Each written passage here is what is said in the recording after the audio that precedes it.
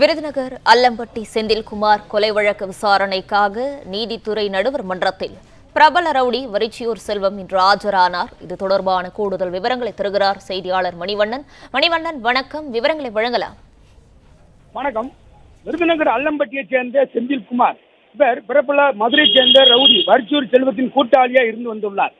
இருவருக்கும் இடையே கருத்து வேறுபாடு காரணமாக செந்தில்குமாரை வரிச்சியூர் செல்வம் தரப்பினர் செந்தில்குமாரை துப்பாக்கியால் சுட்டு கொலை செய்ததாக, இந்த கொலை குறித்து செந்தில்குமார் மனைவி கொடுத்த புகாரின் அடிப்படையில் விருதுநகர் கிழக்கு காவல் நிலைய போலீசார் வழக்கு பதிவு செய்து வரிச்சியூர் செல்வத்தை பிடித்து விசாரணை செய்ததில் சென்னையில் வைத்து செந்தில்குமாரை துப்பாக்கியால் சுட்டு காரில் கடத்தி வந்து தூத்துக்குடி அருகே தாமிரபரணி ஆற்றில் அருகே போட்டதாக கூறினார். அதன் அடிப்படையில் கிழக்கு காவல் நிலைய போலீசார் வரிச்சியூர் செல்வத்தின் மீது வழக்கு பதிவு செய்து விசாரணை செய்து வருகின்றனர்.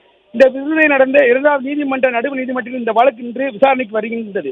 இந்நிலையில் விருதுநகர் நடுவர் நீதிமன்றத்தில் வரிச்சியூர் செல்வம் ஆஜரானார். ஆஜரானை அடுத்து இந்த வழக்கு விசாரணை மாதம் 30ஆம் தேதிக்கு ஒத்திவைத்து நீதிபதி நடுவர் ஐயப்பன் உத்தரவு பிறப்பித்துள்ளார்.